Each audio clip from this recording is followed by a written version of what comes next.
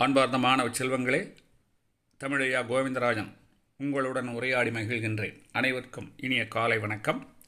நாம் இன்னைக்கு பார்த்துக்கிட்டு இருக்கிற நூல் ஒய்மான் நாட்டு மன்னனான நல்லியக்கோடன் என்பவனை தலைவனாக கொண்டு நத்தத்தனார் என்னும் புலவரால் இயற்றப்பட்ட நூலான சிறுபானாற்றுப் படையை பற்றி பார்த்து கொண்டிருக்கிறோம். யாரு?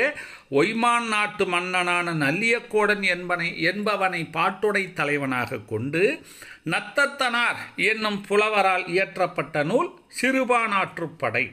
ஆற்றுப்படை அப்படின்னா என்ன? நமக்கு முதல்ல அது தெரியணும். ஒரு மன்னனிடம் பரிசு பெறுகின்ற பாணன்னா பாடல்கள் பாடுகின்றவன். வழியில் தான் சந்தித்த மற்றொரு பாணனை இந்த மன்னன்கிட்ட போ, உனக்கு நிறையா பரிசு கிடைக்கும் அப்படின்னு சொல்லி வழிகாட்டுதல், ஆற்றுப்படுத்துதல், வழிப்படுத்துவதால் அமைந்ததால் இது ஆற்றுப்படை. இங்கே சிறு பாணர் ஒருவர் தம் எதிரிலே வருகின்ற மற்றொரு சிறு பாணரை சந்தித்து பரிசு பெறுவது குறித்து ஆற்றுப்படுத்துவதால் இது சிறுபானாற்றை, ஒரு சிறு பாணர் தன் எதிரிலே வருகின்ற மற்றொரு சிறு பாணரை சந்தித்து இந்த மன்னனுக்கிட்ட போ நிறையா பரிசு வாங்கிட்டு வரலான்னு சொல்லி ஆற்றுப்படுத்துவதால் இது சிறுபானாற்றுப்படை என்ற பெயரினை பெற்றது. சரி, இப்போ அந்த யார் அந்த இதுன்னு பார்த்தீங்கன்னா, அந்த புலவன் யார் நாம் இன்னைக்கு பார்க்க போகிறதுன்னு பார்த்தீங்கன்னா ஆய் அண்டிரன் அப்படிங்கிற மன்னனை பற்றி நாம் பார்க்க போகின்றோம். தென்காசியில், அதாவது அந்த ஆய்ங்கிறவன் எந்த ஊரை ஆண்டான்? பொதிகை மலை அப்படிங்கிறான். பொதிய மலை பழைய பேர் பொதிய மலை, இன்றைய பேர் குற்றாலம் என்ற மலை. குற்றாலம், அதை சுற்றி இருக்கக்கூடிய தென்காசி, மற்ற ஊர்களை, அந்த பகுதிகளை ஆண்ட மன்னனுக்கு பேர் ஆய் அண்டிரன். வேளிர் குலத்தைச் சேர்ந்தவன் இந்த மன்னன். சரி, வேளிர் மரபினை சேர்ந்தவன். அகத்தியர் தமிழை வளர்த்த பொதிகை மலையினை ஆண்டு வந்தவன். சரி, இவன் மலை மேலே நாம் இருந்தால் எப்படிடா? ஊருக்குள்ளே வந்து ஒரு அரண்மனை கட்டிகிட்டு இருந்தா, சமதளத்தில் ஒரு அரண்மனை கட்டிகிட்டு இருந்தா பரவாயில்ல அப்படின்னு நினச்சி வந்து இடத்த தேடுறான். அப்போ அந்த இடத்துல தென்காசிக்கு பக்கத்தில் ஆய்க்குடி அப்படின்னு ஒரு கிராமம், அந்த இடத்துல தன்னுடைய அரண்மனையை கட்டிக்கிட்டு மகிழ்ச்சியாக சந்தோஷமாக வந்த யார் என்ன வந்து கேட்டாலும் இல்லை என்று சொல்லாமல் பரிசு வழங்கி கொண்டு இருக்கின்றான். அந்த காலத்தில் சோழ மன்னர்களுடைய தலைநகரம் எதிரா அப்படின்னு பார்த்தீங்கன்னா உறையூர். அந்த சோழ நாட்டில் இருந்த புலவர் ஒருத்தர் பேர் ஏனிச்சேரி முடமோசியார். ஞாபகம் வச்சுக்க, ஏனிச்சேரி முடமோசியார்.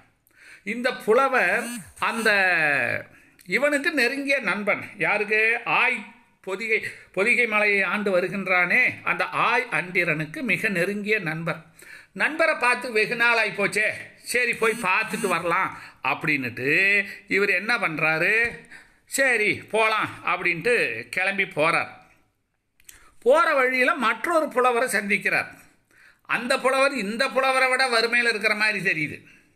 வாங்க எங்கே போகலாம் அப்படின்னும் போது, நான் இப்படி என்னுடைய நண்பனான ஆய் அண்டிரனை பார்க்க போகிறேன், நீங்களும் வாங்க அப்படின்ட்டு 2 பேரும் அரண்மனைக்கு போனாங்க. அரண்மனைக்கு போகும்போது போய் பார்த்தா அந்த அரண்மனை இவருக்கு புரிஞ்சு போச்சு, இந்த புலவருக்கு. யாருக்கு? ஏனிச்சேரி முடமோசியாருக்கு.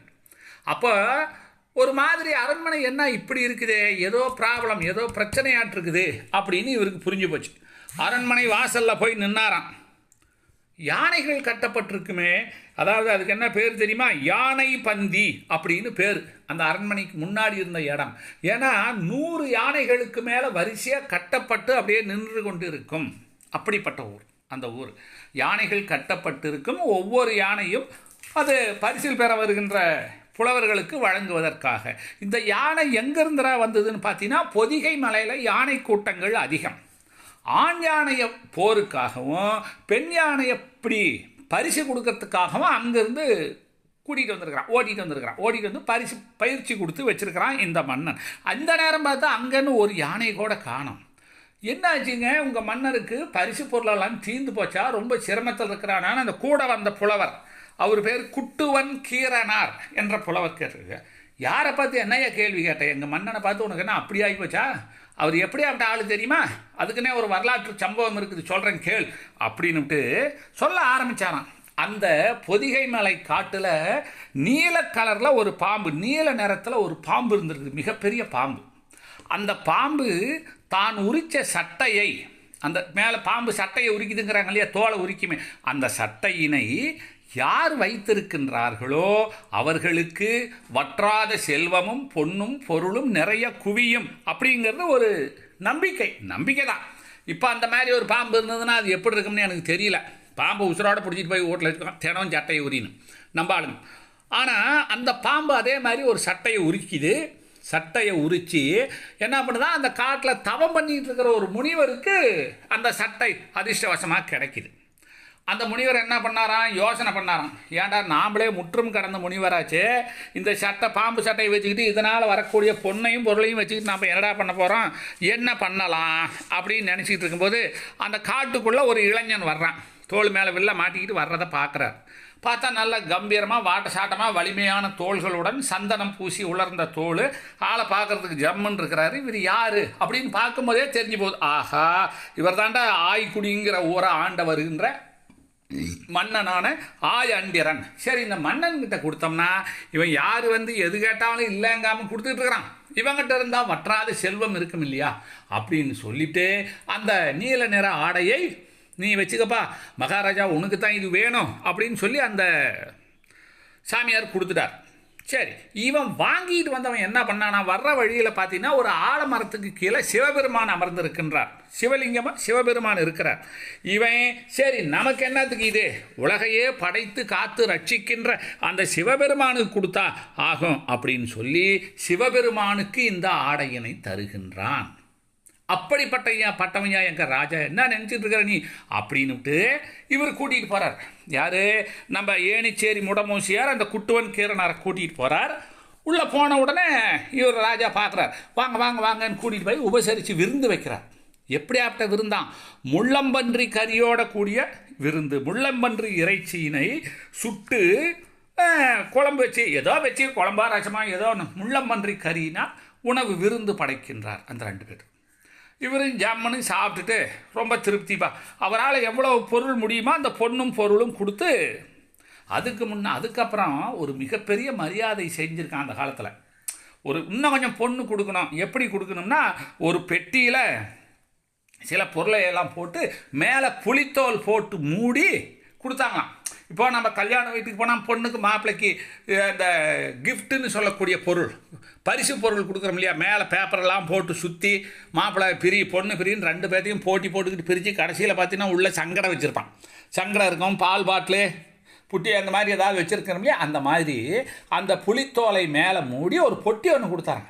ஏன்னா ஏற்கனவே பொண்ணு பொருளெல்லாம் கொடுத்துட்டியே, இது வேறு என்ன அதுன்னு தெரியலையே, பார்க்கலான்னு அவர் கண்ணு முன்னாடியே பிரித்து பார்த்தப்போ இவர் சாப்பிட்டுட்டு இன்னும் கொஞ்சம் இருந்த அந்த முள்ளம்பன்றி இறைச்சி மற்றும் யானை தந்தங்கள், புலிப்பல்லாலான ஒரு கவசம், இதையெல்லாம் வச்சு சந்தனக்கட்டைகள் இதையெல்லாம் வச்சு கொடுத்தானாம்.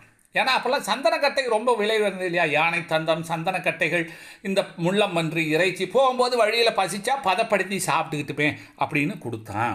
அப்படி இதை பார்த்துட்டு அப்படியே திகைச்சு போயிட்டாங்களா, ஆஹா இப்படியும். அது மட்டும் இல்லை, அந்த யானை இருந்ததுன்னா இந்த யானை மேலே இதையெல்லாம் ஏற்றி இதையும் கொண்டுக்கிட்டு போ, யானையும் கொண்டுக்கிட்டு போ, பரிசாக வச்சுக்கன்னு கொடுத்தாள். இன்றைக்கி அதே மாதிரி போய் பார்த்தா மன்னன் சாப்பாடு போடுறான். சாப்பாடு போட்டு பொண்ணும் பொருளும் கொடுத்துட்டு அனுப்பும்போது நினச்சாரான் இந்த ஆயண்டிரன், ஆஹா இனிமேல் நம்மக்கிட்ட யாராவது கேட்டால் இல்லை அப்படின்னு சொல்கிறதுக்கு உள்ள என்னுடைய உயிரானது பிரிஞ்சிடணும் அப்படின்னு சொல்லி அந்த ஏக்கத்திலேயே அவர் தன்னுடைய உயிரை விட்டுட்டார். ஏன்னா யானைகளெல்லாம் கொடுத்து முடிச்சுட்டார். யாராவது கேட்டால் இல்லையே அப்படின்னு நம்ம சொல்லக்கூடாது. யாராவது கேட்டால் எது கேட்டாலும் இல்லைன்னு சொல்லக்கூடாது. என்ன பண்ணுறது, இல்லைன்னு சொல்லிவிடுவோன்னா என்னமோ தெரியலையேங்கிற அந்த ஏக்கத்திலேயே அந்த மன்னன் உயிரை துறக்கின்றான் ஆயண்டிரன். இதை கேள்விப்பட்டாராம் யார், ஏணிச்சேரி முடமோசியார். ஆனால் நெருங்கின நண்பன் இல்லையா, கண்ணு கலங்குது, அப்படியே ஓன்னு அழுதாராம். அந்த நேரத்தில் ஆகாயத்திலிருந்து மழை பொழிதான். அப்போ எடுத்து விட்டாராம் ஒரு பாட்டு. என்ன பொருள், ஓஹோ எங்கள் ஆயண்டிரன் மன்னன் அங்கே சொர்க்கத்துக்கு வந்துட்டான், ஆகாயத்துக்கு. அவனுக்கு என்ன பழக்கம், யார் எதை கேட்டாலும் கொடுக்குற பழக்கம் இல்லையா, அதனால் ஆகாயத்திலிருந்து மழை நீரை அப்படியே கொடையாக கொடுத்துக்கிட்டு இருக்கிறான் பாரியா எங்கள் மன்னன். அப்படியாப்பட்டான் மன்னன் எங்கள் ஆள். என்ன நினச்சிக்கிட்டு இருக்கிற, தனக்கு கிடைப்பதற்கு அரியதான அந்த நீல நிற ஆடையினை பற்றாத செல்வம் தரக்கூடிய அந்த ஆடையினையே கொடுத்தவன் புலவர், இறைவனுக்கு கொடுத்தவன். யார் எதை கேட்டாலும் இல்லைன்னு சொல்லாமல் கொடுக்கக்கூடிய எங்கள் ஆய் அண்டிர மன்னன் இன்றைக்கு சொர்க்கத்தை அடைந்து விட்டான். அதனால தாண்டா இப்போ பாரு ஜோன்னு நம்ம பகுதியில் மழை பெய்யுதுன்னு சொல்லி கண்கலங்கி பாடினாராம். பார்த்தீர்களா மாணவ செல்வங்களே? அதாவது நம்ம புலவர்கள் நம்மளை பாடணும் அப்படிங்கிற எண்ணத்தில் யாரும் கொடுத்ததில்லை. நமக்கு இப்படி மரியாதை பண்ணணும் அப்படின்னு எந்த அரசர்களும் நினச்சதில்லை.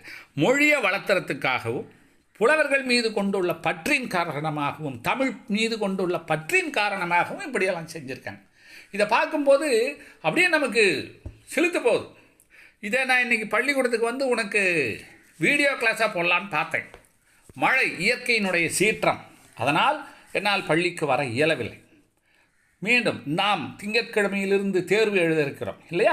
அந்த தேர்வை முடிச்சுக்கிட்டு இந்த பாடலை மீண்டும் ஒரு முறை ஆய் அண்டிரனையும் மற்றும் இன்னொரு பாட்டு இருக்குது நள்ளி நலிமலை, அந்த ஊட்டியை ஆண்டுகிட்டு இருந்தவன் எப்படியாப்பட்ட ஆள், இந்த 2 வரலாற்றினையும் மீண்டும் நாம் தேர்வை முடித்து கொண்டு தேர்வு அடுத்த நாள் தேர்வுக்கு பிறகு நாம் மீண்டும் சந்திப்போம், இணைவோம், மகிழ்வோம். மாணவ செல்வங்களே, தேர்வுக்கு தயாராகி கொண்டிருப்பீர்கள். கொஞ்சமாவது மனசாட்சிப்படி வினாத்தாள் வந்தவுடனே ஒரு தடவைக்கு 2 தடவை படிச்சுட்டு மனசாட்சிப்படி புத்தகத்தையோ நோட்ஸ் அதாவது கைடையோ பார்க்காம தமிழ் உரையவோ பார்க்காம எழுதி பழகு. அதுதான் நமக்கு நல்லது. ஐயா பார்த்தாரா, அம்மா மாலதிமா பார்த்தாங்களா, என்சர் ஐயா பார்த்தாரா, சண்முக சுந்தரம் ஐயா பார்த்தாரா, எல்லாத்துக்கும் மேலே ஒருத்தன் பார்த்துக்கிட்டு இருக்கிறான். நீ எழுதுகிற இடத்துலையே பார்த்தீங்கன்னா உங்கள் சாமி படம் இருக்கும், அவன் பார்த்துக்கிட்டே இருக்கிறான். அதனால் ஜாக்கிரதையாக நல்லபடியாக எழுது. மழைக்காலமாக இருக்குது, வீட்டுக்குள்ளேயே இரு, வெளியே சுத்தாத, காய்ச்ச குளிர் வந்துட போதுரா, ஜாக்கிரதை. எல்லோரும் இன்புற்றிருக்க எல்லாம் வல்ல இறைவனை இறைஞ்சுகிறேன். நன்றி, வணக்கம்.